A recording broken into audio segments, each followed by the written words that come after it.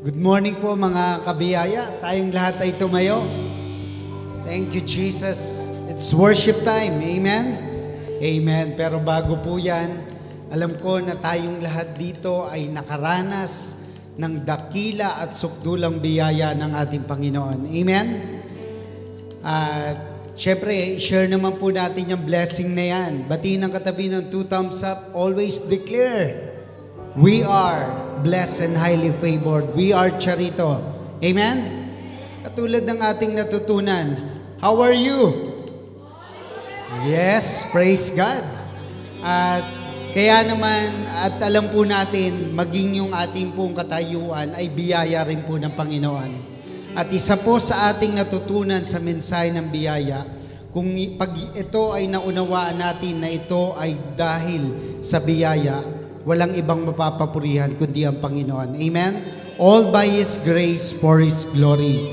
Kaya naman, maging ang Panginoon ay sinabi niya sa kanyang salita in 2 Corinthians 12:9, for my grace is sufficient for you. Amen? Sapat po ba ang biyaya ng Diyos para sa ating mga anak? Amen?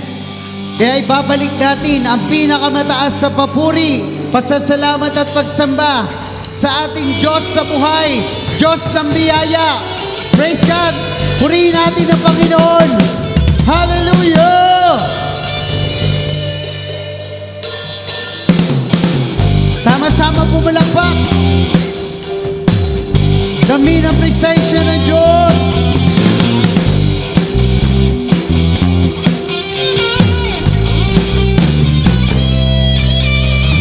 Aking Diyos, dakilang manunubos, buhay ko'y sa'yo.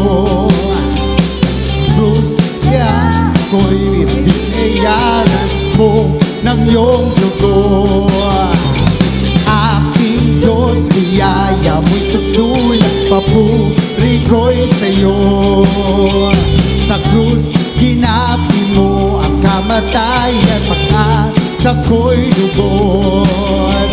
Lahat ay kayang gawin, lahat kayang harapin. Sa biyaya mo, titindig ako. Buhay ay panatag sa palad ko. Sa pangako mo, di mabibigo. Tagumpay ay tiyak sa biyaya mo. Sa biyaya mo. Salamat o Diyos. Minsan pa awitin ng may galak. Aking Diyos, dakilang manunubos, buhay ko'y sa'yo. Ang kalayaan ko ay binayaran mo ng iyong dugo. Aking Diyos, biyaya mo'y sukdulan, papuri ko'y sa'yo. Sa krus, hinapi mo ang kamatayan, pag-asa ko'y lubos. Lahat ay kayang gawin, lahat kayang harapin.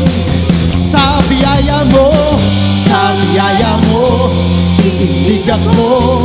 Buhay ay panatag sa palad ko.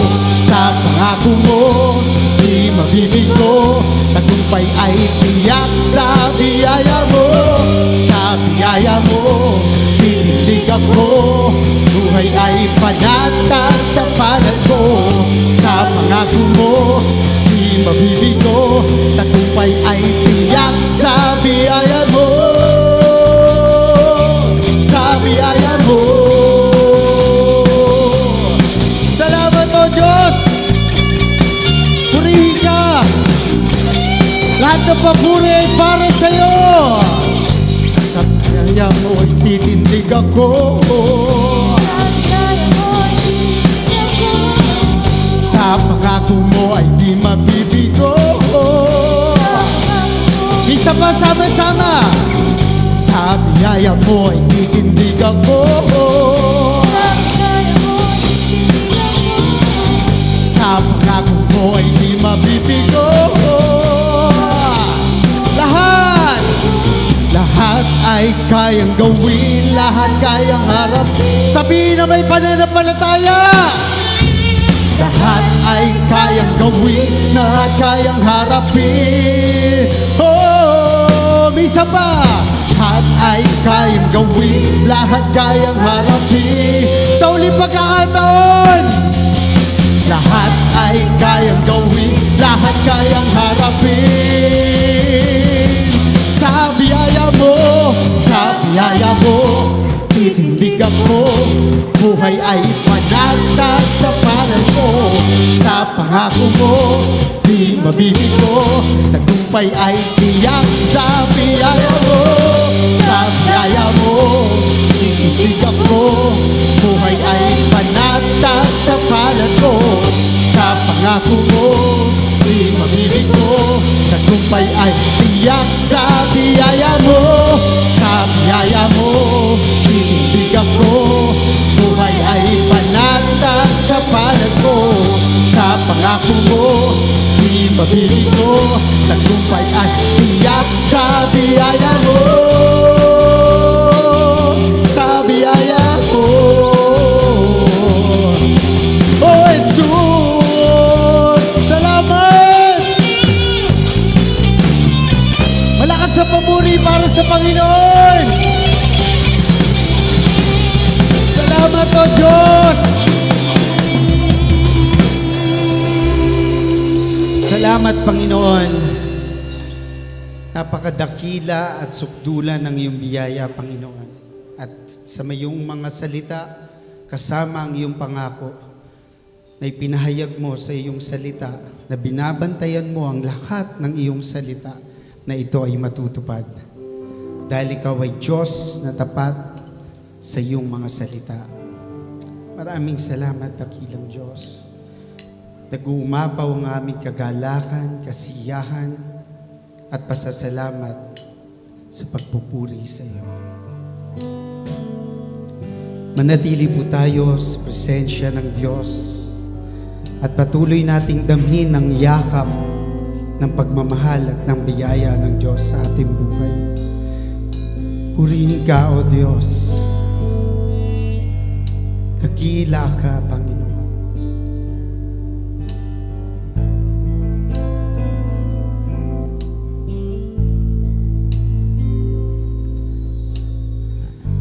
Habang hindi karapat-dapat, pagkukulan ng habag at wagas mong pagsinta. Habang walang kakayanang masuklian ka na mabuti sa lahat mong ginawa. Niyakap mo ako sa aking karunya. Inibig mo ako nang di kayang tumbasan. O Diyos ng katarungan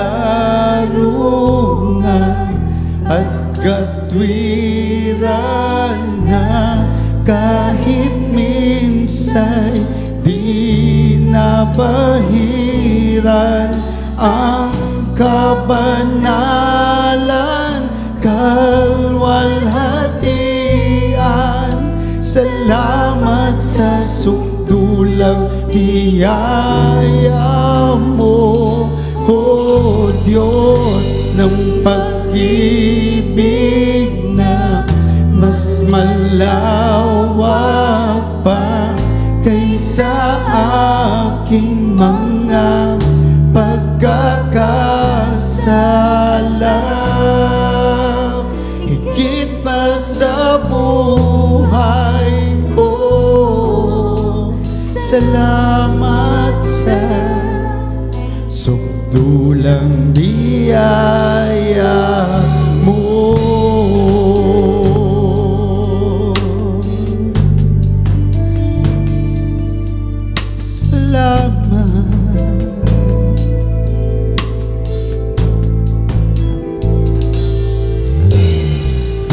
Habang hindi karapat-dapat, pagkukulan ng at wagas mo pagsindan.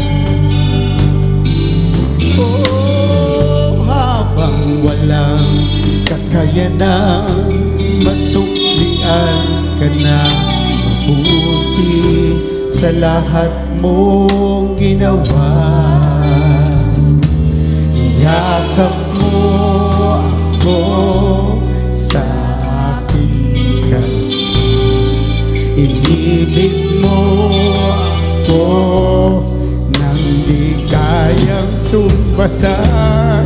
O Diyos ng katarungan at katwiran na kahit minsan di napahiran ang kapanalan, kalwalhatian. Salamat sa sukdulang biyaya mo, O Diyos, ang pag-ibig na mas malawak pa kaysa aking mga pagkakasala. Higit pa sa buhay ko,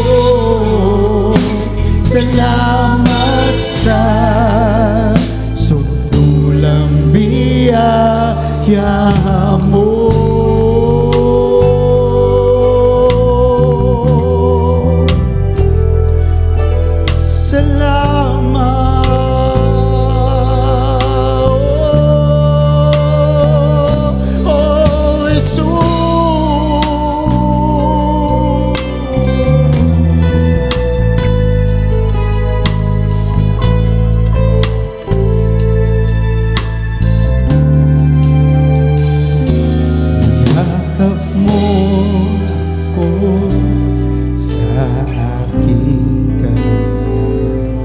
Inibig mo ako nang di kayang mula sa ating puso.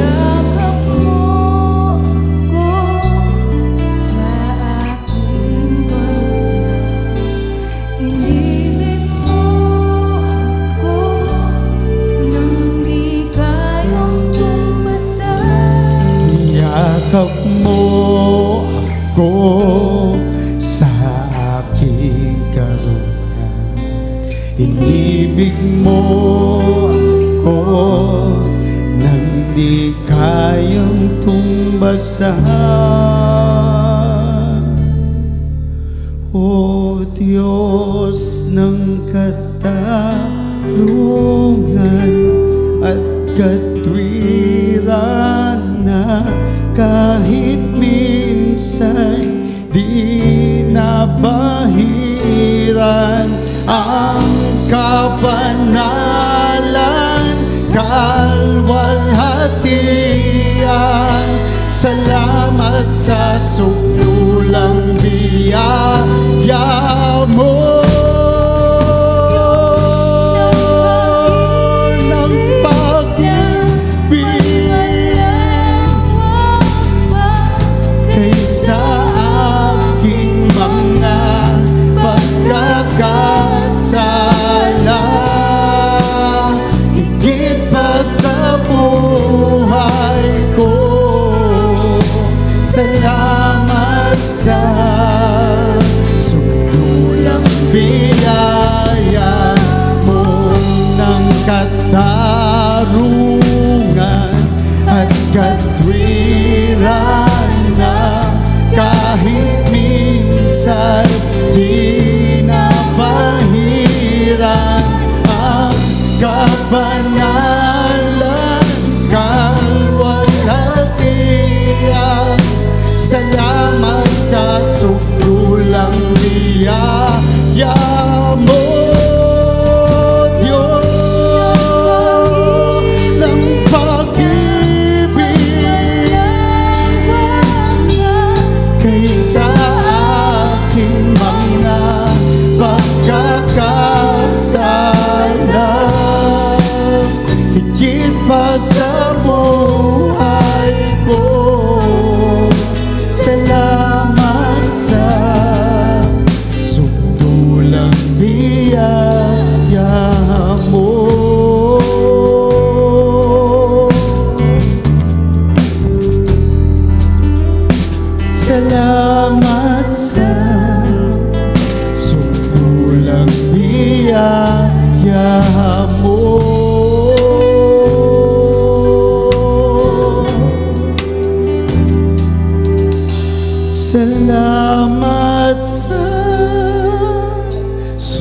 dulang biyaya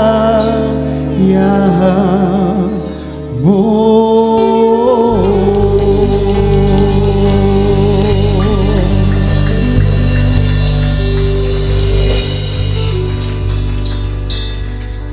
Salamat, Panginoon, ang katotohanan ng iyong mga salita, ang pinakamakapangyarihan na naganap sa krus ay ang kabanalan mo, Panginoon, na walang bahid ay lumipat sa amin.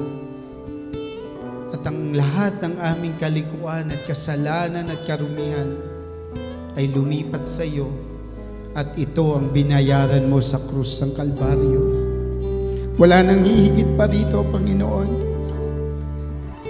Ang kabanalan na meron kami at ang katuwiran.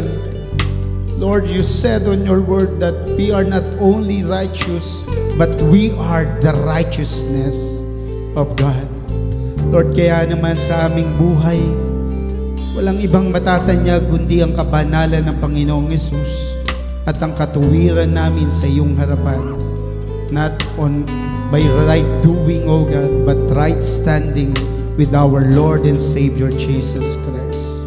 Panginoon, napakasarap na umawit, sumamba, magpuri at maglingkod sa iyo dahil naunawaan namin ang tinapos mo sa krus. At nagagawa rin namin ito dahil sa biyaya mo para sa kapurihan mo lamang, Panginoong Jesus. Palakpakan natin ang Panginoon, ang ating tagapagligtas. Salamat, Panginoon. Mas malakas pa na palakpak at papuri para sa Diyos. Oh,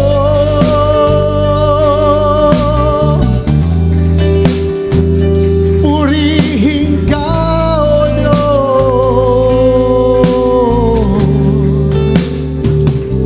Salamat, Panginoon.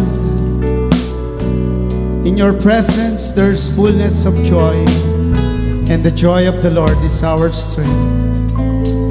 Thank you, Jesus. Thank you, Lord. This we pray in Jesus' name, and all the blessed children of God say and shout, Amen and Amen. Malakas sa palakpak para sa Panginoon. Hallelujah! Salamat po. Salamat sa biyaya ng Panginoon. Tayo pong lahat ay pinagpalanan ng Diyos. Nakakaupo na po tayo.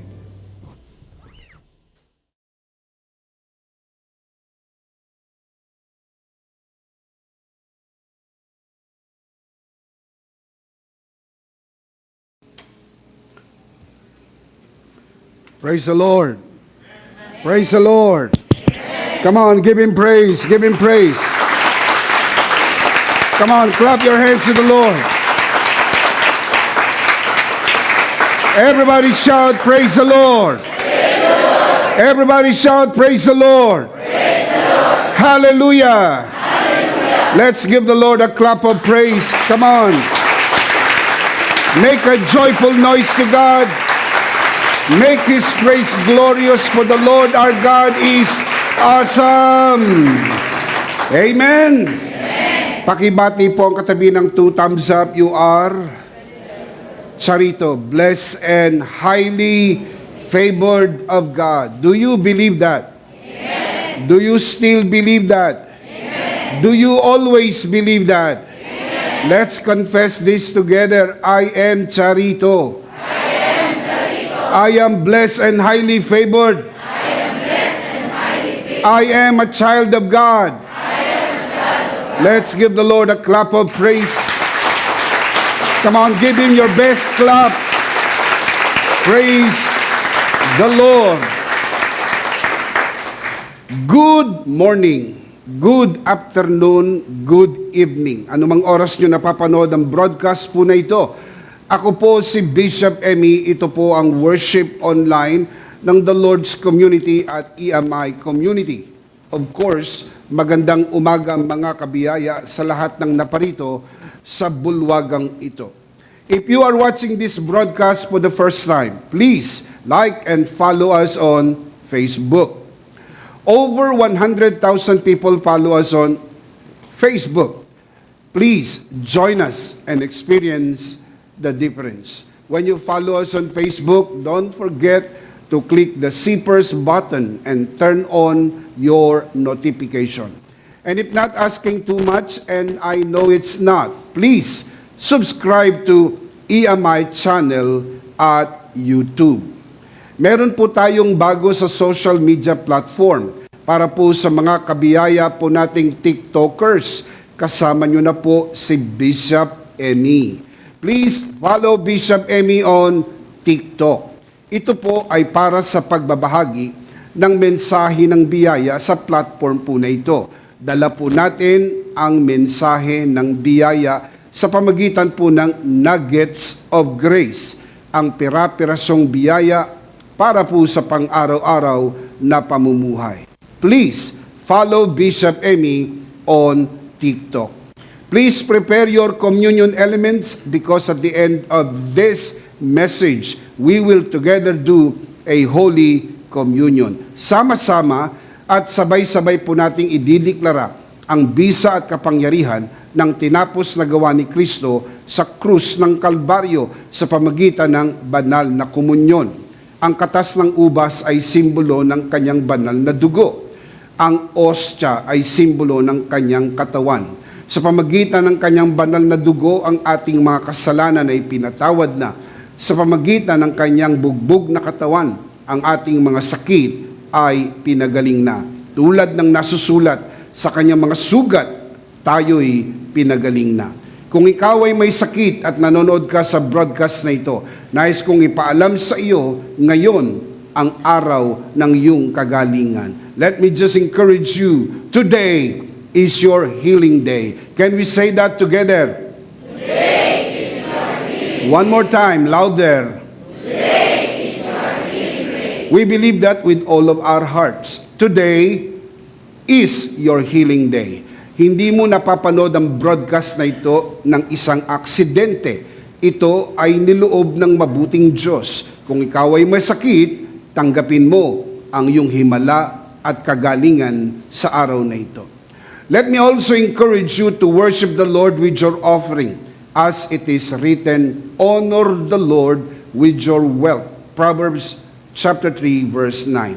At the latter part of this broadcast, we will let you know how you can easily give your offering. Palagi ko po itong sinasabi sa inyo tuwing linggo. Sana po hindi kayo napapagod ito marinig dahil kung ako naman ang tatanungin ninyo, hindi po ako napapagod palagi itong sabihin sa inyo. Nang pagbibigay sa gawain ng Panginoon ay hindi po pagbibigay ng contribution, hindi po pagbibigay ng donasyon, hindi po pagbibigay ng ayuda, hindi rin po pagbibigay ng limos, kundi ito ay isang pagsamba. Genesis chapter 22 tells us that giving is worship unto the Lord. That is why we encourage you to worship the Lord with your offering. Because the truth is, you are not just watching a broadcast. You're worshiping the Lord with us, and giving is an integral part of your worship. As the Apostle Paul writes, each man should give what he has decided in his heart to give, not reluctantly or under compulsion, for God loves a cheerful giver. 2 Corinthians 9:7. Palaging tandaan mga kabiyaya, walang maliit na halaga na hindi makakatulong. Lahat ng halaga, maliit man o malaki, ay mahalaga at makakatulong. Ang pagbibigay sa gawain ng Panginoon ay dapat bukal sa puso, kusang loob at hindi napipilitan. Just to say this from our hearts here at EMI, thank you for giving to the Lord. Thank you for joining us online. Thank you for watching. Thank you also for inviting your friends and sharing this grace-filled and life-changing broadcast. Much, much appreciated. Before we dive into the pool of spiritual learning today, just to let you know, for the sake of those who are watching this broadcast for the first time, may mga sinasabi po tayo sa broadcast na ito na palagi niyong naririnig dahil regular po kayong nanonood. Pero para sa kapakanan ng mga first-time viewers na maaaring ngayon lang po sila nakatune in sa ating broadcast, Let me just say this. Bago nagkaroon ng pandemya, taong 2020, we have 6 services here at EMI. 6 a.m., 8 a.m., 10 a.m., 3 p.m., 5 p.m., and 7 p.m. Over 1,000 people come here in a given Sunday to worship the Lord. Unti-unti na pong bumabangon ang simbahan mula po sa pagkakadapa sa hagupit po ng pandemya. Kaya po mayroon na po tayong on-site, face-to-face worship services. Ngayon po, level 1 na po tayo. Full capacity, mas maluwag, mas maraming upuan, more seats available. Baka naman, kabiyaya, namimiss mo na ang on-site, face-to-face worship services. Hindi mo ba napapansin, 2 taong mahigit na hindi ka nagsisimba? Sana maisipan mong magsimba na sa pamagitan po ng on-site, face-to-face worship services.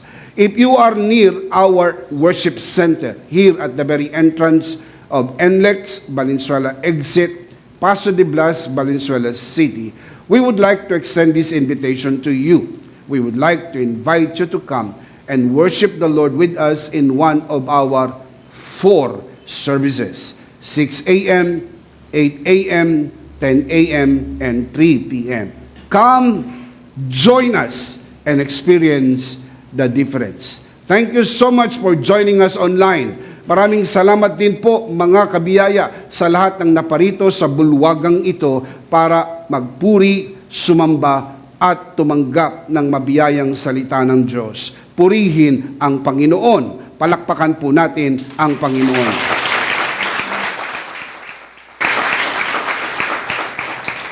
Just to let you know, tapos na po ang eleksyon 2022. Mayroon na pong malinaw na nanalo sa tono ng mahigit 31 milyong boto ng mga Pilipino na umabot sa 60% sa kabuuan. Ayon po sa mga eksperto, ito po'y hindi plurality vote. Hindi po simple majority vote. Ito po ay itinuturing po nilang super majority vote. Hindi pangkaraniwan ang pangyayari pong ito sapagkat ayon po sa kasaysayan sa politika ng Pilipinas, ngayon lang po ito nangyari sa kabuuan ng kasaysayan sa politika dito sa Pilipinas. Binabati po natin ang mga nanalo. Ang aming panalangin, kayo po'y magtagumpay sapagkat mula sa ikaibuturan ng aming puso, kapag nagtagumpay kayo, ang buong Pilipinas ay magtatagumpay. Amen! Amen!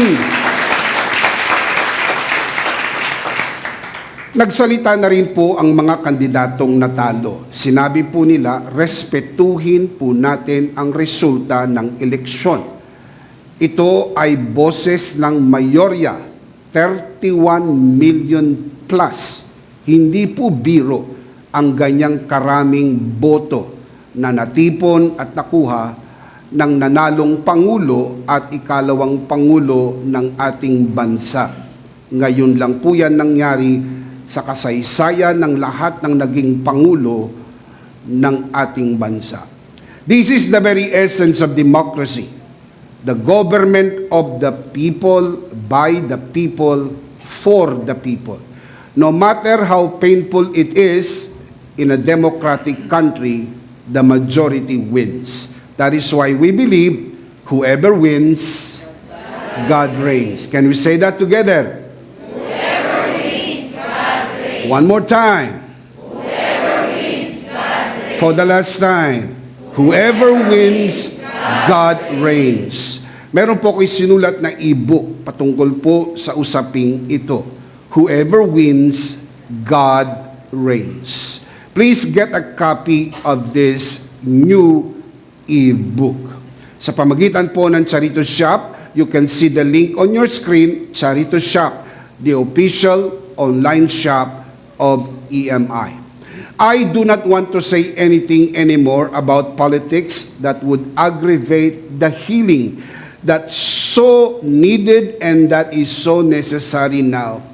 Let the political healing begins.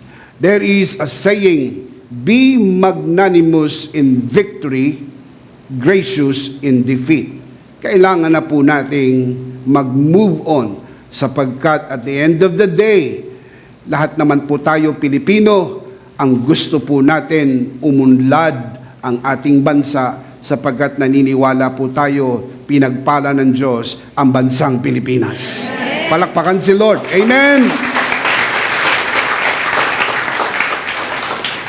Sino man ang inyong ibinoto, nanalo man o natalo, magkakabati na po tayo, wala na pong cancel culture, bati-bati na, sapagkat wala nang dapat pag-awayan, tayo po iisang Pilipino, iisang Pilipinas, iisang bansa, bansang pinagpala ng ating Panginoon. And if you believe that, say amen. Today, we are going to continue our series on The Bible Explains, Part 44. Ipagpapatuloy po natin ngayon ang iniwanan po nating aralin bago nagkaroon ng eleksyon. Pansamantala po tayong tumigil para bigyang daan ang usapin tungkol sa eleksyon. Dahil tapos na ang eleksyon at meron ng nanalo, bumalik na po tayo sa ating discussion about the theology and practice of biblical faith, Part 8. Let's pray. Let's commit this to the Lord. Tayo po'y manalangin. Our dearest Father in heaven, we are so very thankful for how you have gathered us today. Thank you so much for the wonderful time of praise and worship. Thank you that you are with us. Thank you for the wonderful time of praise and worship, and even as we worship you, you inhabit the praises of your people.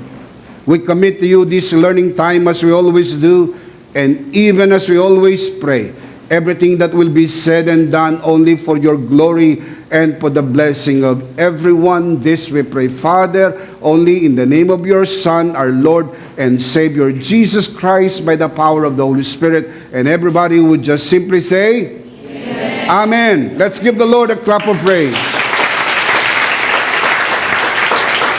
Amen. Now let's do a very quick review. Mabilis lang po ito, and then we'll move on right away. Do you still remember what is law of faith number 1? Come on, let's recite this together. Law of faith number 1. We all have the same kind and measure of faith. One more time. We all have the same kind and measure of faith. We all have the same kind, referring to the quality, and we all have the same measure, referring to the quantity of faith. We're not going to explain that again because we already did.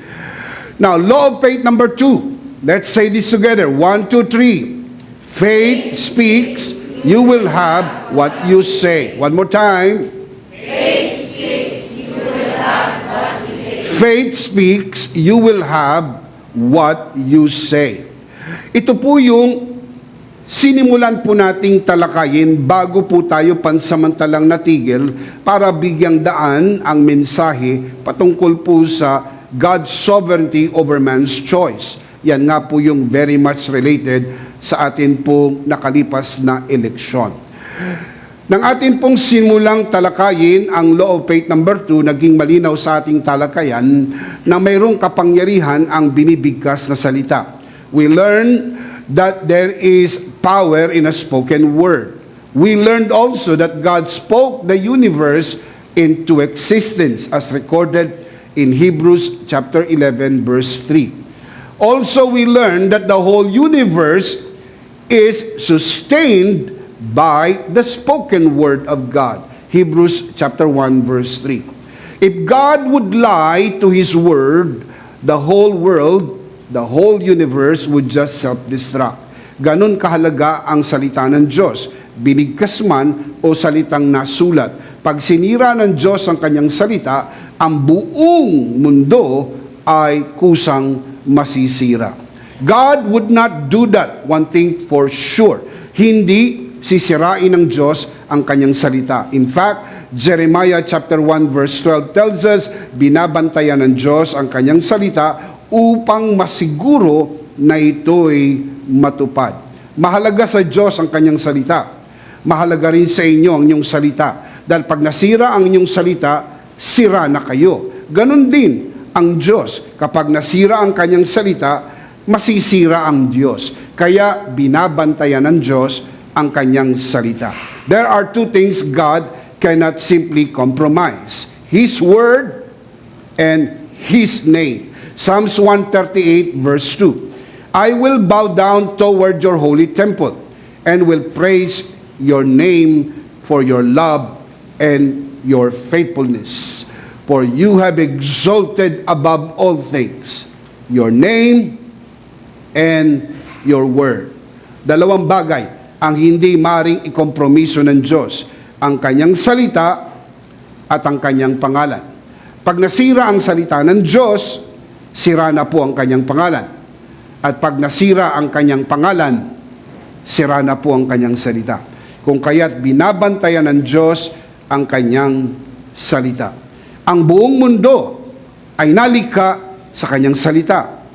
Ang buong mundo ay nananatili dahil sa kanyang salita. Kaya pag nasira ang kanyang salita, ang buong mundo ay masisira.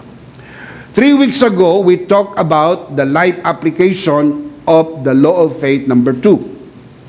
Sinimula na po natin talakayin ang life application. Let me just refresh your memory. Life application number 1. Can we say this together? Application number 1, speak life. Kailangan po nating matutunan ang magsalita ng buhay.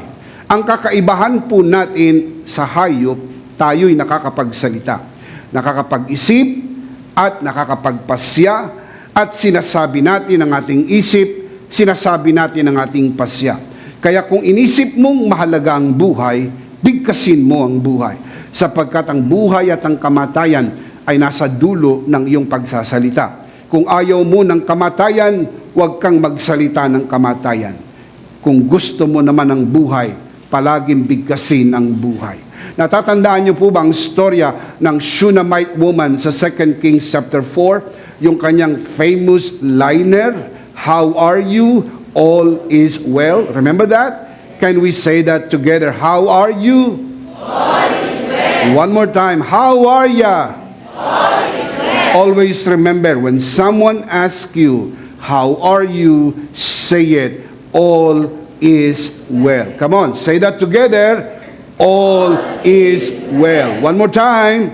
All is well. As important as to speak life, but also never speak death, so as not to abort the life that is being formed in the process. Mga kabiyaya, pag bumigkas na po tayo ng buhay, nabubuo na po ang buhay. Di man kagyat, pero mayroon na pong nabubuo. Kapag nagsalita tayo ng kamatayan, na-abort, hindi nagtutuloy ang kabuuan ng buhay. Na-abort ang nabubuong buhay. Remember, pag nirelease po ang salita, nabubuo na po ang buhay. Huwag mong ilaglag ang buhay. Huwag mong patayin ang nabubuong buhay. Di po tayo tinuruan ng magic. Kapag sinabi natin, nandun na agad. Hindi po. Tinuruan tayo ng prinsipyo na i-release ang buhay sa pamagitan ng pagsasalita. So, magsalita ng buhay at nare-release ang buhay. Huwag magsalita ng kamatayan para huwag makontra ang buhay. Can you say amen? Pinaliwanag ko po ito sa inyo gamit ang 5 halimbawa. Hindi ko po sigurado kung matatandain po kayo. Pero kung matatandaan po kayo, 5 istorya ang ginamit ko sa inyo para i-underscore, i-highlight ang importance, not only to speak light, but also not to speak death. 2 Kings chapter 7, pinag-aralan po natin ang isang bahagi sa storya ni Elisha. Numbers 14, pinag-aralan po natin ang nangyari po sa Israel bago po sila pumasok doon sa Promised Land. Joshua chapter 6, ang istorya po ni Joshua kasama ng Israel sa pag-ikot po nila sa pader ng Jericho. Jeremiah chapter 1, ang istorya mismo ni Jeremiah, and Luke chapter 1, ang istorya naman po ni Zechariah. So ito pong 5 istorya na ito ay dapat tandaan po natin, hindi lang magsalita ng buhay, huwag din magsalita ng kamatayan. Tandaan, not only to speak life, but also not to speak death. Can you say amen? Miracles happen not only when we speak life, but also equally important when we do not speak death.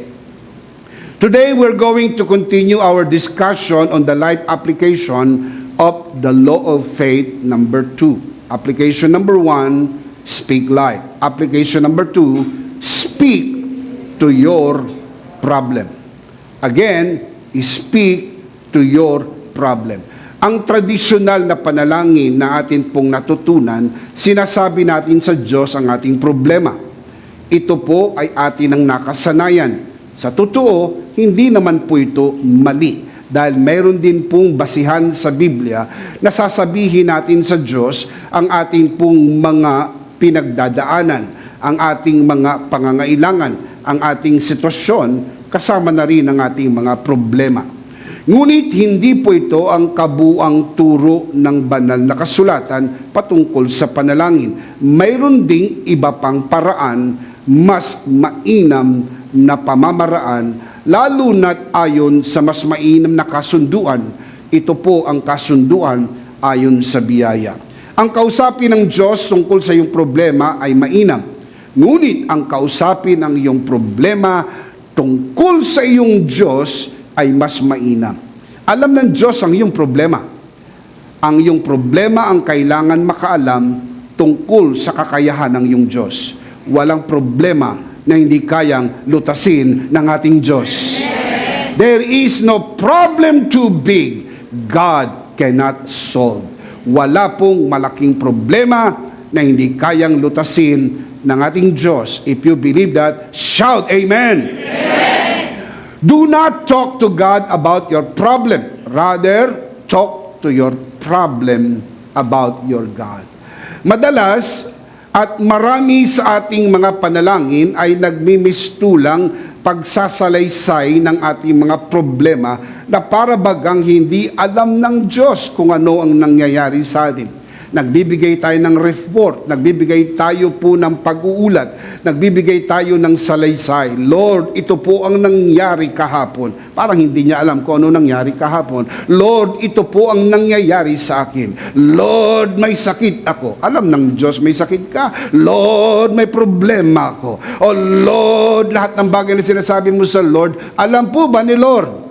Yes. Sa makatwid, ang nakasanayan nating panalangin ay istorya natin sa Diyos kung ano ang nangyayari sa atin. Magandang naidudulot nito sa atin dahil nai-release po natin ang atin pong emosyon kapag nananalangin tayo. Pero hindi po ito ang nagdudulot ng solusyon sa atin pong mga problema. Prayer is not informing God what is happening in your life. Prayer is not reciting or enumerating all your problems as if God doesn't know. The Bible assures us that God knows everything and that He knows all your problems and all your needs. If you believe that, say amen. Amen. That is why prayer is not telling God what you need, but rather believing God what God can do with your problems. What God can do and meet your needs. Walang hindi kayang gawin ng Diyos. Can you say amen? Matthew chapter 6 verse 7 to 8. When you pray, do not use a lot of meaningless words as the pagans do, who think that their gods will hear them because of their prayers are long. Iniisip nila, pakikinggan sila ng Diyos dahil mahaba ang kanilang panalangin. Look at verse 8. Do not be like them. Your Father already knows what you need before you ask Him. Can you say amen? Sa mga tweet, ang panalangin hindi pagsasabi sa Diyos ng iyong pangangailangan. Alam ng Diyos kung ano ang iyong pangangailangan. Ang panalangin ay pagre-release ng iyong pananampalataya kung ano ang magagawa ng Diyos sa iyong problema. Dahil ikaw ay naniniwala, may magagawa ang Diyos. Dahil kung hindi ka naman naniniwalang kayang lutasin ng Diyos ang iyong problema, bakit naman mananalangin ka pa? Di maghanap ka na lang ng Bombay. Kaya nga ikaw ay nanalangin, kaya nga tiniklop mo ang iyong tuhod at ikaw ay nanalangin sapagkat naniniwala ka, may magagawa ang Diyos. May magagawa ang Diyos. Give Him praise, give Him praise, give Him praise. Now look at this verse, these two verses, dito po sa The Message. The world is full of so-called prayer warriors who are prayer ignorant. Ouch! It hurts. Ang bigat ng salin ng The Message. Talagang nakaka-offend. Yung mga maninipis ang damdamin at madaling matisod. Nako, nakakasakit po ng damdamin ito ha. The world is full of so-called prayer warriors. Ayan, prayer warriors pa more. Prayer warriors pa more ha. Mga kung tawagin mga prayer warriors. Pero sabi po ng verse, they are prayer ignorant. Why? Now keep on reading. They are full of formulas and programs and advice, peddling techniques for getting what you want from God. Nako, dami po niyan. Formula here and formula there, advice here and advice there, program here and program there. Parang kaya nilang pinipitin ang kamay ng Diyos at mapilit ang Diyos sagutin ang kanilang panalangin. Di ba, meron pa nga naniniwala, pag mas maraming nananalangin, mas effective. Kaya sila ay nagkakaroon ng mga prayer rallies para maobliga ang Diyos na kumilos at gumalaw. That is prayer ignorance. Look at verse 8. Don't fall for that nonsense. See right there? Ang tawag po ng Bible, nonsense. That is your Father you are dealing with, and He knows better than you what you need. Alam po ba ng Diyos ang iyong pangangailangan? So ipayapa mo yung isip, i-release mo yung pananampalataya, sinagot na ng Panginoon ang iyong panalangin. Hallelujah! Say amen! Bakit naman kailangan mo pang sabihin sa Diyos yung bagay na alam na ng Diyos? In fact, pati nga ang bilang ng iyong buhok ay alam ng Diyos. Ano bang mas marami sa iyo? Buhok o problema? Pati buhok mo bilang niya. Ang akin pong assumption, mas marami ang buhok mo kaysa sa iyong problema. Na pero kung wala ka ng buhok, marami ka ng problema. No offense. Naiintindihan mo kung bakit wala ka ng buhok. Sinasabi ko lang po ito, hindi para saktan ang sino mang walang buhok. Pinapalakas ko nga ang loob mo. Wala ka ng problemang sasampuhin o susuklayin. Talagang mahal ka ng Diyos. Palakpakan muna natin si Lord. Matthew 10:30 from the Message. Listen up. He pays even greater attention to you, down to the last detail, even numbering the hairs on your head. Tindi ng verse na to. Ang tindi ng verse na to. Ganon kahalaga ka sa Diyos na ang detalye ng buhay mo, alam niya.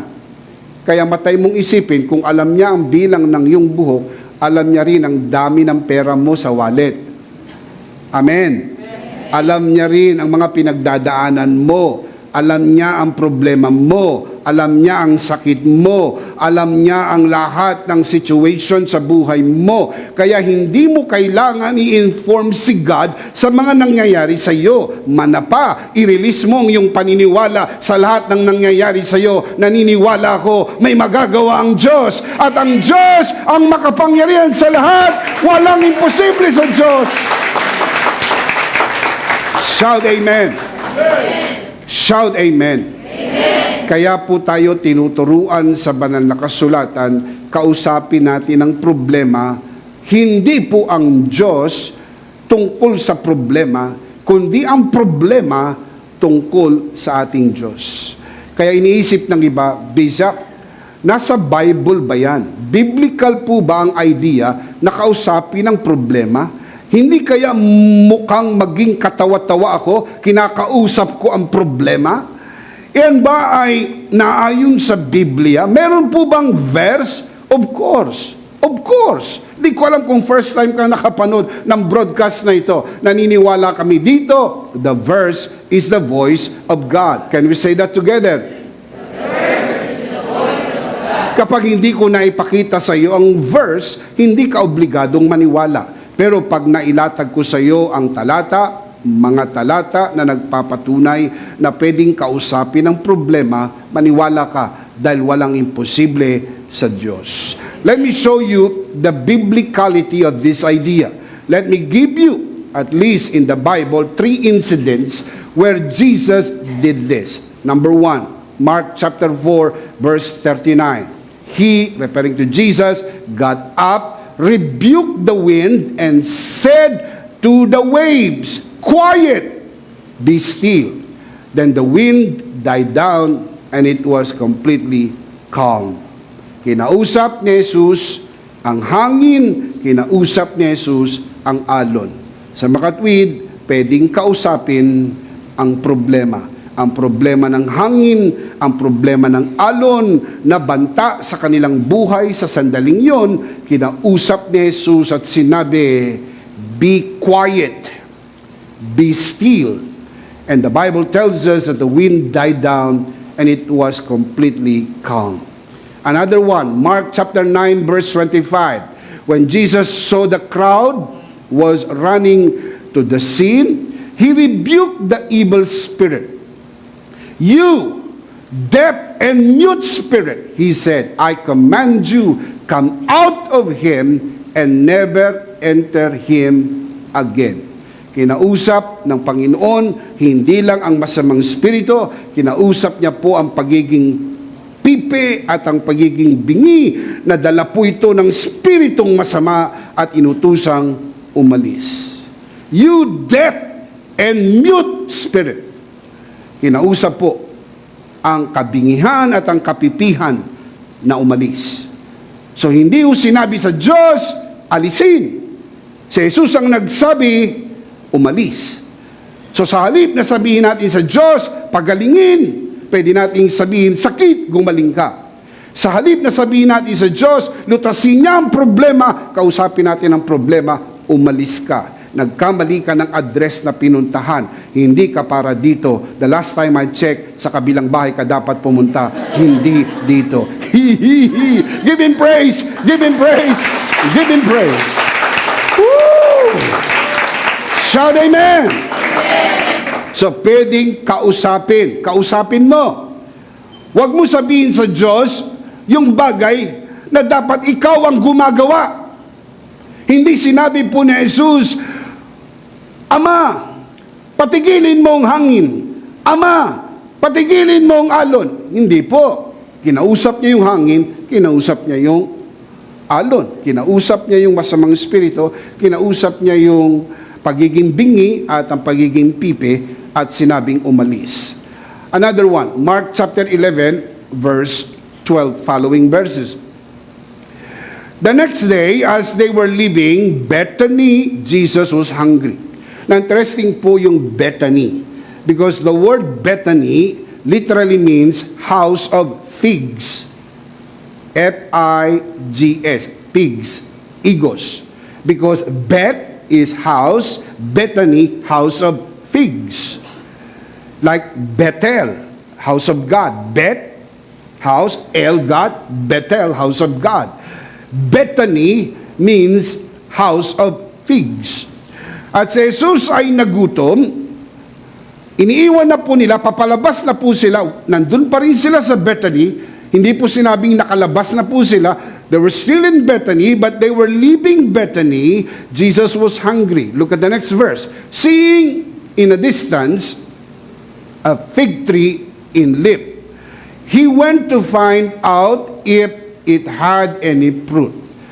When he reached it, he found nothing but leaves, because it was not the season for figs. You see right there, sa lugar na yon, marami pong punong igos, kaya ang tawag Bethany, the house of pigs. Alam nyo, kahit noong unang panahon, kasi kahit ngayon, di ba yung mga lugar, kadalasan tinatawag kung ano siya kilala. Di ba? Kung ano siya kilala. Katulad nun, kilala po ang lugar na yon sa maraming punong igos, kaya tinawag siyang Bethany. Pero interesting po yung last part. It was, look at this, it was not season for figs. Hindi pa panahon ng igos. Pero, interesting, hindi pa rin panahon na dapat magdahon siya. Kaya lumapit si Jesus sa punong igos dahil may dahon siya. Kapag may dahon, dapat may bunga.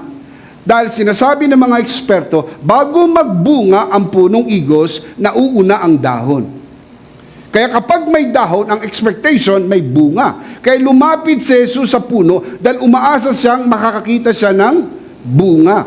Pero nung wala siyang nakitang bunga, ang sumunod na nangyari, sinumpa ni Jesus ang punong igos. Now, look at verse 14. Then he said to the tree, talking to the fig tree, he said to the tree, kinausap ang puno? Tinatanong ko po kayo, kinausap ang puno? Kinausap po ba ni Jesus ang hangin at alon? Kinausap ba ni Jesus ang sakit? Kinausap po ba ni Jesus ang punong igos? Yes. Sa mga kapatid, meron tayong patunay na pwedeng kausapin ang problema. Sapagkat ang mga halimbawang binanggit ko sa inyo ay kumakatawan sa mga problemang kinakaharap ng tao. Then he said to the tree, may no one ever eat fruit from you again. Now, look at the next line. And the disciples heard him say it. Underscore that. Napakahalaga po nun. Narinig ng mga alagad na sinabi niya ito. Anong sinabi niya? May no one ever eat fruit from you. Referring to the tree. He was talking to again. With emphasis. And his disciples heard him say it. When Jesus said this, nothing visible happens. Nang sumpain ni Jesus ang puno, walang agad-agad na nangyari. Hindi po agad na tuyo. Hindi agad na tumba. Walang nakitang visible manifestation ng sumpa. Pero nirelease na po sa pamagitan ng salita. Now, let's jump to verse 20.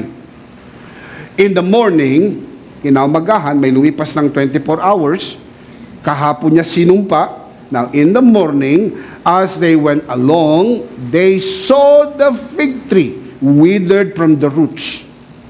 Verse 21, Peter remembered and said to Jesus, Rabbi, look, the fig tree you cursed has withered. Sabi ni Pedro, Guro, tignan nyo, yung puno na sinumpa ninyo ay natuyo. Kailan sinumpa ang puno? Kahapon. Kailan nakita nilang natuyo? Kinaumagahan. Meron po bang time involved? Sapagkat nang sinumpa ni Jesus ang puno, hindi po agad natuyo. Walang pagbabagong nakita sa mata. Kailangan nating matutunan ang prinsipyo na ito. Hindi ko mo binigkas na ng iyong bibig at wala kang nakita ay walang nangyayari. Dito nasisiraan ng loob ang mga Kristiyano. Kapag binigkas na nila, tapos walang manifestation, sabi nila walang nangyayari. Walang nangyayari ayon sa nakikita ng iyong mata. Pero the moment you release the spoken word, the moment you release light through your words, mayroon nang nangyayari. Hindi lang visible with your naked eye. So makikita po natin, hinighlight doon po sa verse 14, and the disciples heard what Jesus said. narinig. Kaya nung kinaumagahan, naalala ng mga alagad. At particularly, sumagot si Pedro, Guro, yung punong sinumpa ninyo ay natuyo. However, some are a little bit confused with Matthew's account of this same story. Kasi alam po ninyo, ang Matthew, Mark, Luke, ang tawag po dyan, synoptic gospels. May mga kwento po dyan, mga kapatid, of course, including John, Matthew, Mark, Luke, and John, synoptic gospels. Ang tawag po dyan ay may mga istorya po dyan na nauulit. Kinuwento ni Matthew, kinuwento ni Mark, kinuwento ni Luke. May mga storya at kung minsan meron po mga pagkakaiba ayon sa kanilang pagkakakwento. Itong kwento na ito ay ikinwento rin po ni Peter. Pero pansinin po ninyo ang slant ng difference ng kanilang pagnanarrate o pag-iistorya ng parehas na kwento. Matthew chapter 21 verse 18 following verses. Early in the morning, as he was on his way back to the city, referring to the city of Jerusalem, he was hungry. Seeing a fig tree by the road, he went up to it but found nothing on it except leaves. Pansinin nyo, walang details. Hindi sinabi ni Matthew kung saan sila galing, hindi minensyon ng Bethany. You see, Matthew was just giving the summary of the story, kung ano nangyari. Look at the next line. Then Jesus said to it, talking to the fig tree, may you never bear fruit again. What's the next line? Immediately, the tree withered.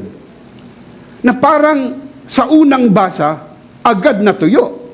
Correct? Pagkabigkas, agad na tuyo. Pero nung binasa natin kay Mark, nung binigkas ang sumpa, walang nangyari. Nakita na lang natuyo nung kinaumagahan na. Na ang tanong, mali po ba ang pagkakaistorya? Mali po ba ang Bible? Alam niyo po bang gustong-gusto ito ng mga taong kontra sa Biblia at hina-highlight nila ito at sinasabi nila, you see, may contradiction. Kaya nga hindi talaga salita ng Diyos ang Bible. Na hindi po. Walang contradiction sa Bible. You just need to read it carefully. You just need to read it contextually para maintindihan po natin. Ina-assure ko po, walang contradiction sa Bible. Let me explain. Mark was narrating the story with details and timeline. Kaya nagbanggit siya ng Bethany, detalyado. Nagbanggit po siya ng timeline, may involved na time. In the morning. Anong nangyari? Yesterday and in the morning. While Matthew was giving the summary of this particular story without details and timeline. Di ba, kapag sinabing i-summarize mo nga yan, di ba pag sinabing summary, hindi detalyado. Parehas ang kwento. Pero para kay Mark, detailed ang kanyang narration sapagkat iniistorya niya ang takbo ng kwento. True, tama naman. Immediately, the tree withered. Hindi ko na po yun kailanman i-argue sapagkat naniniwala ko talagang natuyo agad ang puno. Kaya nga lang, hindi po sa ibabaw. Nagsimulang matuyo ang puno sa ilalim. Natuyo ang puno mula sa ugat, from the root, beneath, wala pa tayong nakikita, nirelease na po ang spoken word, the tree start to wither from beneath sa ilalim, pakyat ang pagkatuyo, and in the morning, nang dumaan ang mga alagad, they saw the tree completely withered because there is and there was a time involved. Can you say amen? Amen. Kaya nag-surface na. Anong principle? Kapag nirelease po ang spoken word, hindi man agad-agad may nangyayari, pero siguradong may nangyayari. Do you remember, and explain ko po sa inyo, when God saw darkness, He spoke light, and light came on the fourth day? Remember that? I told you that. When God saw darkness, He said, light be, and light came. But light came on the fourth day. Ganun din po. Pag binigkas na natin ang kagalingan, binigkas natin ang solusyon sa problema, di man agad, pero siguradong mayroon nang nangyayari dahil hindi pwede magkamali ang salita ng Diyos. Palakpakan natin si Lord. Amen! Matthew 21:20. When the disciples saw this, so what? The withered tree, they were amazed. How did the fig tree withered so quickly? They asked. Of course, without the detail and without the timeline, the summary, natuyo ang puno, nagulat ang mga alagad. Tatanungin ko po kayo, nung kinaumagahang dumaan po ba sila doon sa daan, nakita nila ang punong natuyo, nagulat din bang mga alagad? Yes, nagulat. So, walang problem po sa story ng pagkagulat. Kaya lang, ang kwento ni Matthew, summary. Ang kwento ni Mark ay detailed narration. Matthew did not give us the timeline, the hours involved after he cursed the fig tree. The disciples saw this, according to Mark, in the next day, the following day. Mark said in his narration, ang sabi po ni Mark. Now, moving on, verse 21, Jesus replied, I tell you the truth. If you have faith and do not doubt, not only can you do what was done to the fig tree, I'll stop right there before we move on. Not only can you do what was done to the fig tree. So pwede palang gawin kung ano nangyari sa fig tree. Ano po ba ang ginawa doon sa fig tree? Sinumpa. Nag-release ng word. Not only can you do what was done to the fig tree, but also you can say to this mountain, go throw yourself into the sea, and it will be done.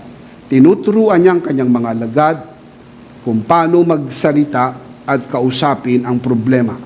The fig tree is the PowerPoint to his lesson on the law of faith number 2. Dahil wala pa naman teknolohiya noong unang panahon gamit ang PowerPoint, ginamit niya pong example, ginamit niyang illustration ang story ng fig tree para pagdating ng kinaumagahan, meron po siyang illustration board. Meron po siyang illustration, ipapakita niya dahil laglagang pangaluwa ang mata ng mga lagad sa nangyari sa fig tree. Sabi ni Jesus, if you have faith and do not doubt, not only can you do what was done to the fig tree, furthermore, you can even speak to the mountain, go throw yourself into the sea, and it will be done.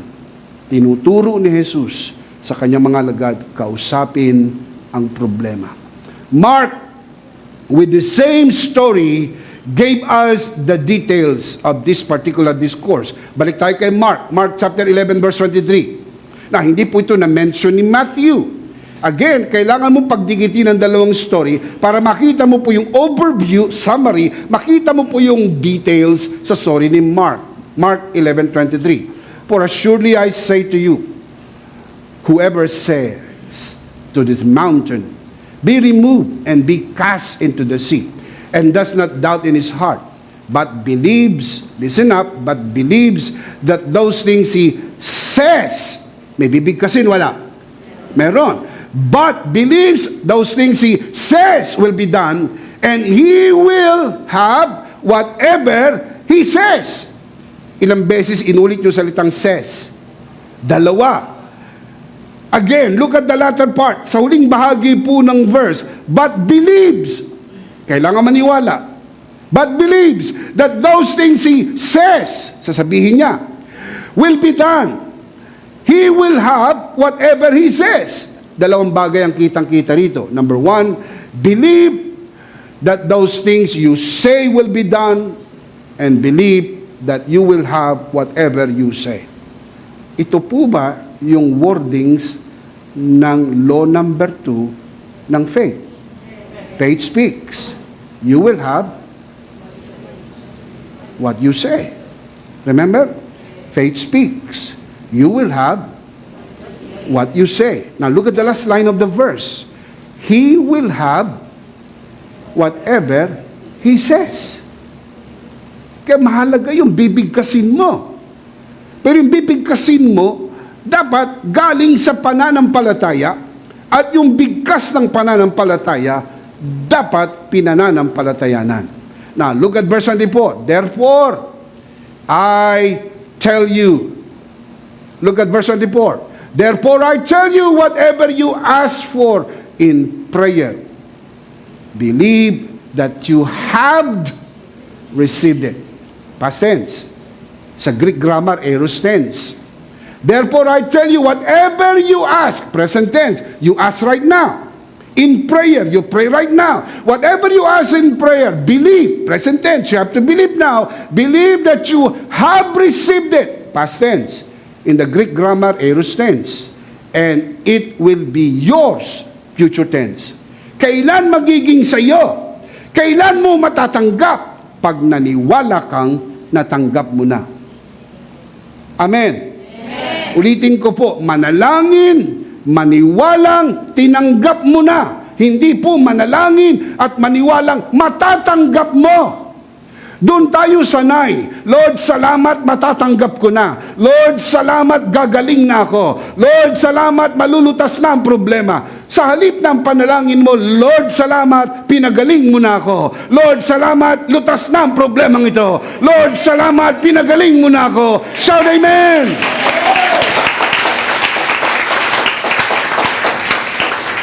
May pagkakaiba po ba? Wala. Meron. Hindi ka maniniwalang mangyayari pa lang. Maniniwala kang nangyari na at saka mangyayari. Kailan mangyayari? Pag naniwala kang nangyari na. Paano nangyari na hindi pa nga nangyayari Yun nga yung pananampalataya. Nakikita mo yung hindi nakikita ng mata sapagkat ginawa na ng Diyos yung inaasahan mong mangyari sapagkat ang Diyos ay Diyos ng kapangyarihan. Palakpakan si Lord. Amen. Amen. Now, let me show you the sequence. Number 1, declare what you believe. Number 2, believe what you declare. Simple. Declare what you believe. Speak to the fig tree. Speak to the mountain. Speak to the problem. Kausapin mo yung cancer. Kausapin mo yung leukemia. Kausapin mo yung blindness, yung deafness. Kausapin mo lahat ng problema. Huwag mo nang kausapin ang Diyos tungkol sa problema. Alam ng Diyos yung problema mo. Ang hindi nakakaalam yung problema mo na mas malaki ang Diyos mo kaysa sa problema mo. Palakpakan si Lord. Amen. Amen. Now, let me share with you a very important testimony. June 11, 1996, some 26 years ago, si Pastora Joe ay nagpa-opera po ng kanyang thyroid. Hindi inaasahan sa proseso ng operasyon, tinamaan po yung kanyang laryngeal nerve at nawala po ang kanyang boses. Di po siya makapagsalita. Malakas lang ng konti sa pipe. Pag nagsalita po siya, hangin. Maliliit pa po ang aming mga anak. Nagsisimula pa lang pong magsalita. You see the heartaches na yung mga anak mo magsisimula pa lang mag-preschool na umaasa sa ina na tuturuan sa assignment, tuturuan bumasa, tuturuan bumigkas ng salita. But it was that moment ng ina na dapat magtuturo sa kanyang mga maliliit na mga anak ay hindi makapagsalita. Bumalik kami sa doktor. Ang sabi ng doktor, huwag mag-alala, 1 linggo lang babalik ang boses. Umasa kami. After 1 week, hindi bumalik ang boses. We went back to the doctor. Sabi niya, huwag kayong masira ng loob. May mga cases kami na umaabot ng 1 month, bumabalik ang boses. Again, umasa po kami. After a month, hindi bumalik ang boses. Pagkausap mo po siya sa telepono, hindi kayo magkakaintindihan. Kapag nag-uusap kayo, kinakailangan mong basahin yung galaw ng kanyang bibig, yung buga ng hangin para maintindihan mo po siya. This is without exaggeration.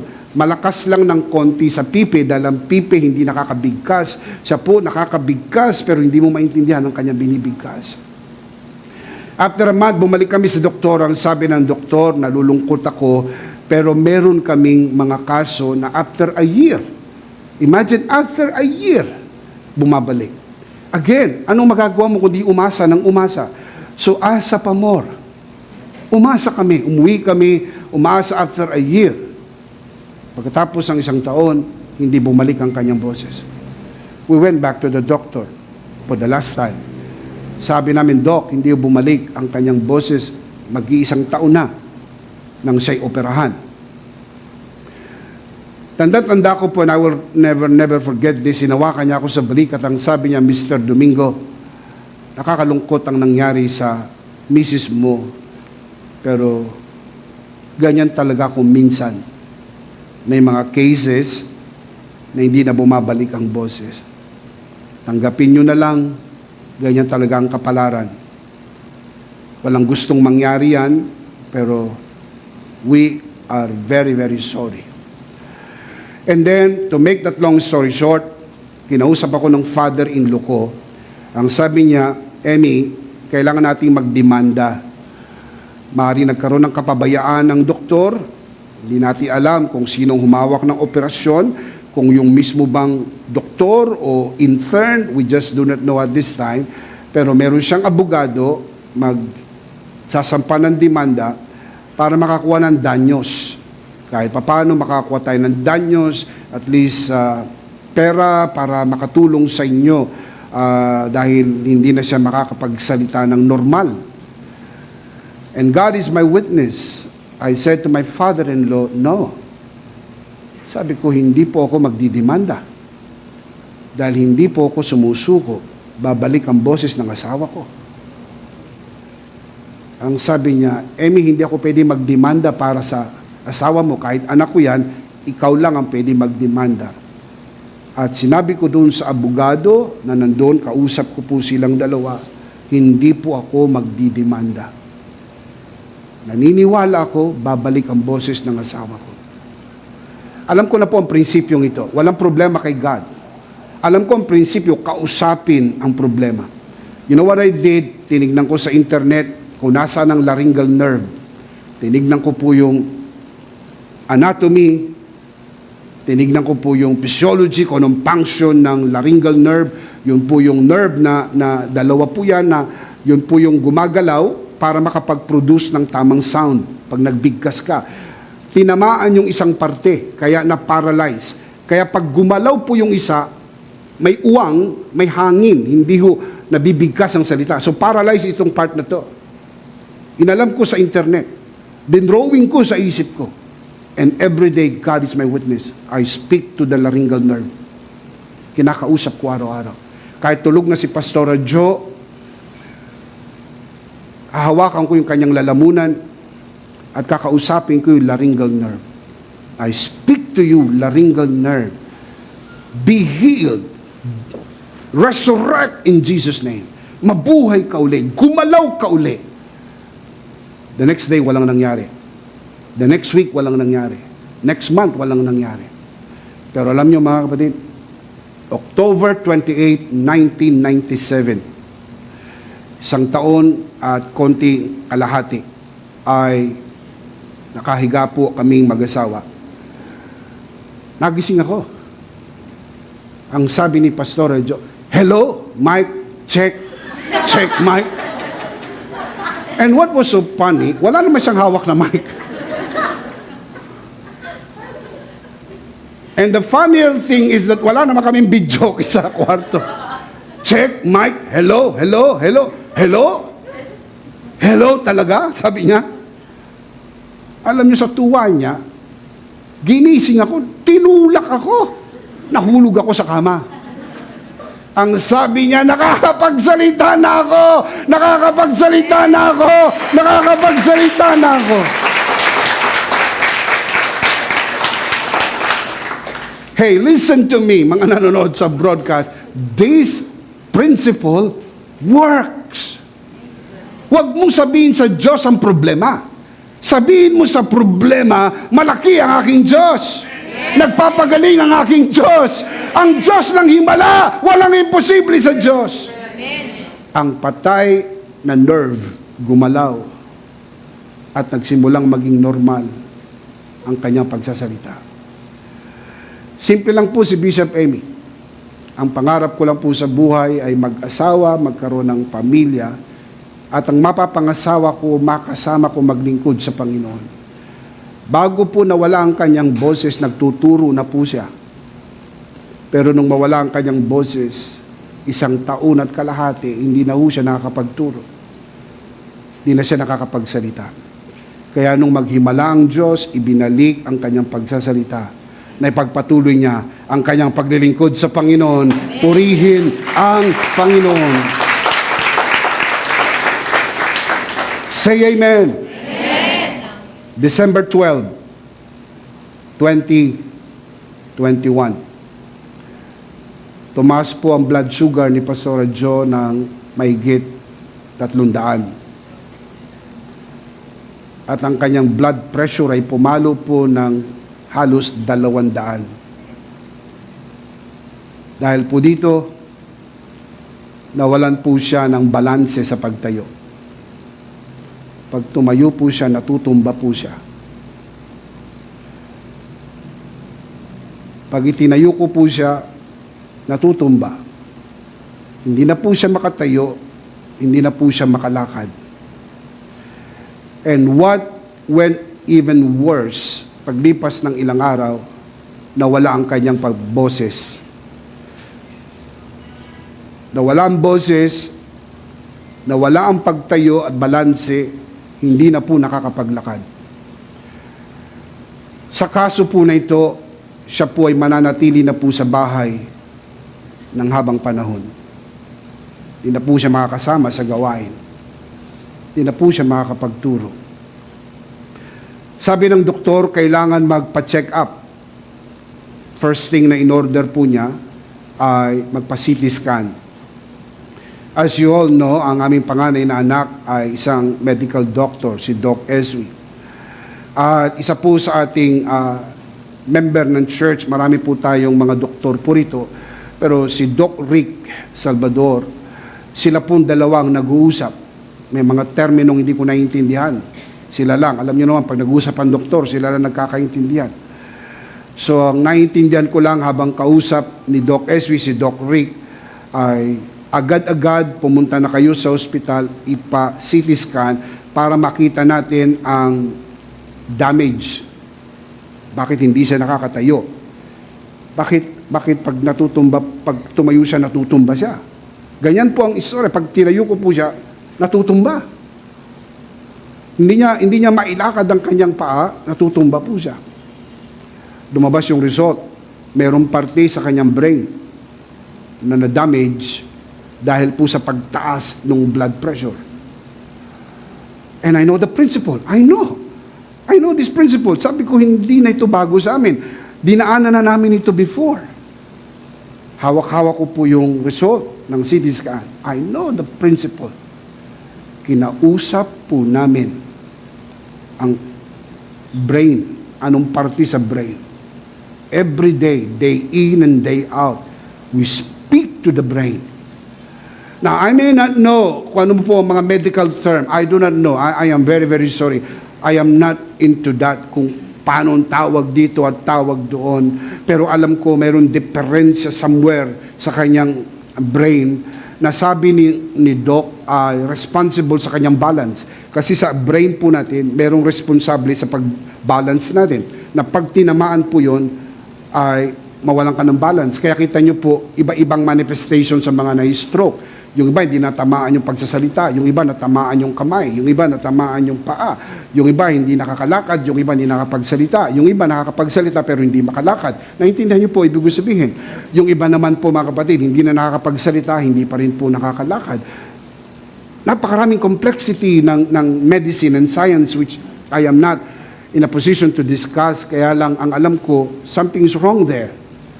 So I speak to that. Every day, walang araw na hindi kami nag-healing bread. Walang araw. May mga araw po na 2 times a day, 3 times a day. Every time nag-healing bread kami, we declare. Kinakausap ko yung kanyang blood pressure, kinakausap ko yung kanyang blood sugar, kinakausap ko yung kanyang brain. I speak life. Minsan tulog na po siya, gigising ako ng madaling araw. Ilelehans ko po siya, the same what I did before. Ilelehans ko po siya, kakausapin ko po yung kanyang brain. And I speak life. Alam niyo mga kapatid, this principle really works. Dahil itong pinagdaanan po namin, ang pinakamabigat. Akala ko yung 1996 namin ang pinakamabigat.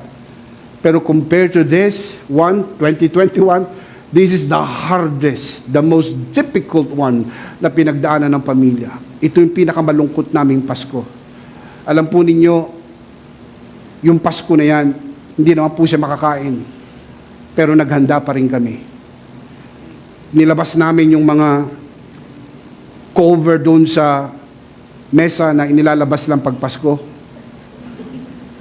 Cover sa silya, daming pagkain, naglitrato kami. Pero hindi naman po siya makakain ng marami. Subo-subo lang ng kaunti. Kaya sabi ko sa kanya, ikakain na lang kita. Itong pinakamalungkot naming New Year. Namamasyal kami pero hindi kami makapamasyal. Itong pinakamalungkot na Pasko at New Year namin. Pero hindi kami sumuko. Wala kaming pinaalaman kahit na sino. It is just a battle na dinaanan po ng pamilya at alam po namin dakila ang katapatan ng Diyos. Amen. January, wala pa rin nangyari. Pagpasok ng February, nagsisimula na po siyang makatayo. Kapag binitawan ko po siya, nakakatayo na po siya. Yun lang, tuwan-tuwa na ako. Tuwan-tuwa na ako sapagkat before, di siya makapunta sa CR, di siya makapaligo mag-isa. Kailangan mo po siyang asikasuhin, kailangan mo po siyang alalayan, kailangan mong gawin ang lahat ng ito.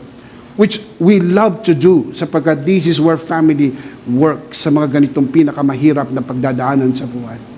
Pero pagdating po ng March 6, nakapunta na sa church, totally healed by the power of God.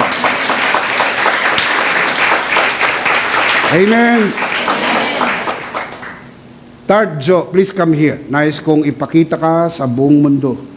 At mga nanonood sa broadcast na ito, kasama ng mga nanonood sa mga detractors mo. Come, please. Alam niyo po, every day ang kanyang confession, I am healthy, I am wealthy, and I am pretty. Come here. Alisin mo yung face mask mo.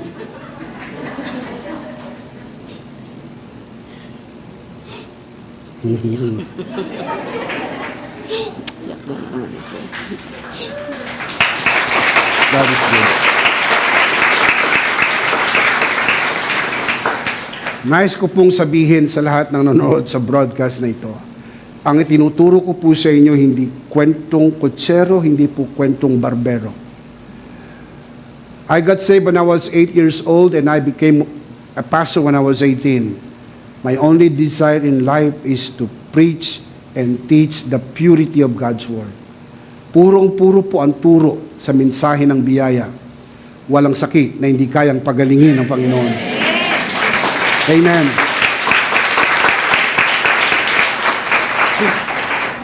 Isa papalakpakan natin si Lord. Amen.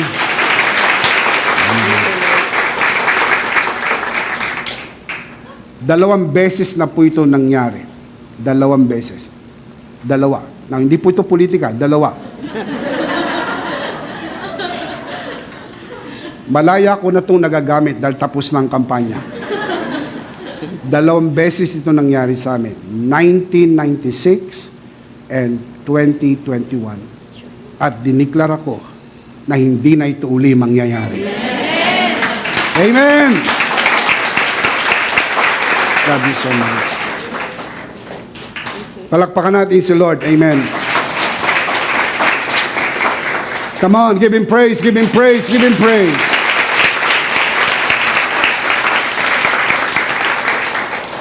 Let's see them again. Law of faith number 2. Malakas, sabay-sabay. Faith speaks. You will have what you say. Binagi ko sa inyo ang dalawang life application. Basahin natin ng malakas. Number 1. Number 2. Because I believe with all of my heart, miracles happen when you speak life. Amen? Miracles happen when you speak life. Speak life. Speak solution to your problem. Huwag magngangawa, huwag magreklamo, huwag mag-iiyak, huwag manlalamig. Pag may pinagdadaanan, huwag magtatampo, huwag tatalikod kay Lord. Sapagkat hindi ka pinabayaan ng Panginoon kahit kailan. At hindi kanya pababayaan kahit kailan. Matutunan nating ikodrado ang ating balikat. Tumayo tayo sa pangako ng Panginoon. Sa pamagitan ng kanyang tinapos na gawa, binayaran niya ng lahat sa krus ng Kalbaryo. Wala nang problema sa Diyos. Ibinigay na sa atin ang kapamalaan. Gamitin natin ang kapamalang ito. Utusan natin ang sakit, kahirapan, problema, kasalanan, kamatayan na umalis. Sapagkat wala silang karapatang manatili sa atin, tayo mga anak ng Diyos, pinagpala at pinaburan.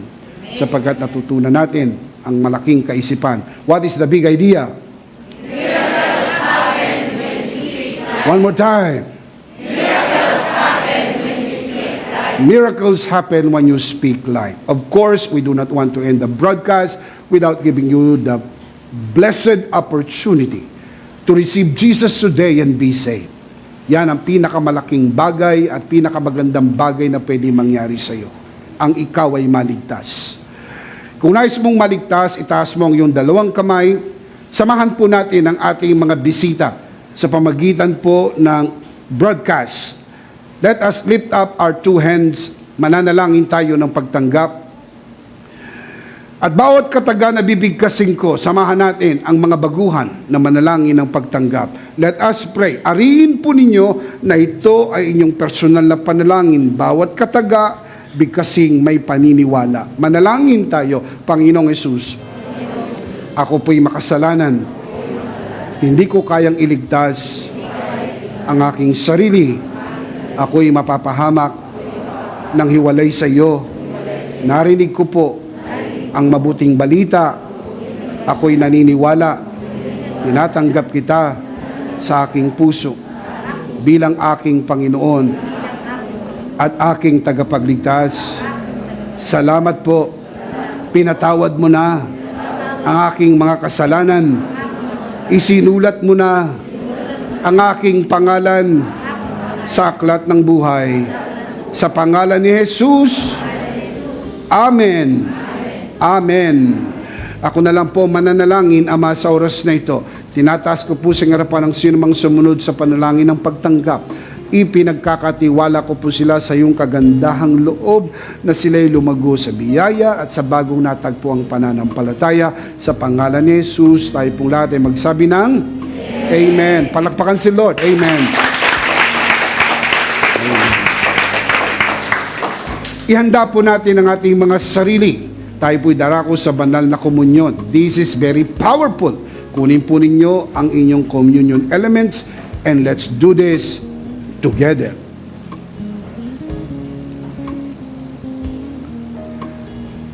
Let's do this together, mga kabiyaya. Ito ang aral na tinanggap ko sa Panginoon at ngayon naman ibinibigay ko sa inyo. Nang gabing siya'y pagkanuloy dumampot siya ng tinapay, kanyang pinagpira-piraso at kanyang sinabi, ito ang aking katawan na pinagpira-piraso dahil sa inyo.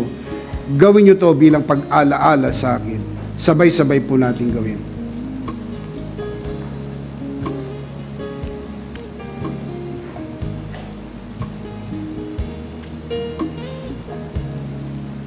Gayun din naman matapos magapunan ni kanyang hinawakan ng saro at kanyang sinabi, ito ang saro ng bagong tipan na pinagtibay ng aking dugo. Gawin nyo to bilang pag-alaala sa akin. Sabay-sabay po natin gawin. Atin po itaas ang atin pong dalawang kamay at sumunod po tayo sa panalangin na ito. Aming Ama, maraming salamat po sa aming Panginoong Hesukristo. Panginoong Hesukristo, maraming salamat po sa iyong banal na dugo na iyong itinigis sa krus ng Kalbaryo. Dahil po dito, lahat ng aming kasalanan ay iyon ang pinatawad. Maraming salamat po sa iyong katawan na nabugbog at nasugatan. Dahil po dito, lahat ng aming sakit ay iyon ang pinagaling. Gaya ng nasusulat, sa iyong mga sugat, ako'y magaling na. Ako'y naniniwala. Ako'y magaling na. Aking idinideklara. Ako'y magaling na. Ako'y malusog. Malakas. masigla, pinagpala, pinaburan, at mabubuhay ng mahaba.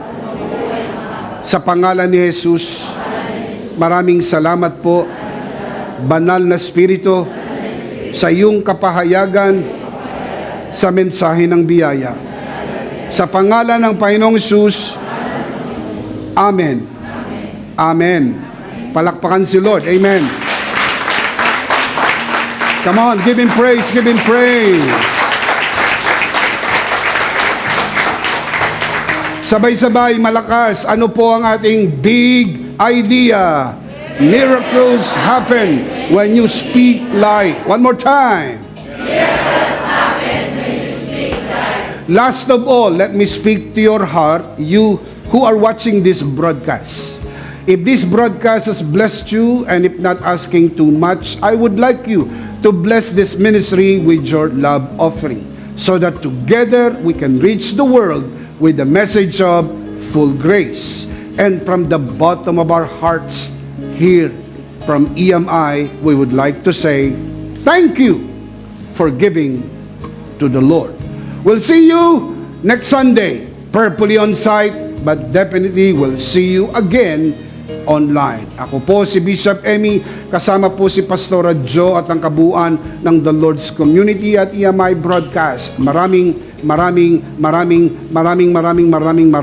thank you. Stay a bit for more announcement. Stay safe, stay blessed, stay connected. Always remember, in Christ, you are Charito.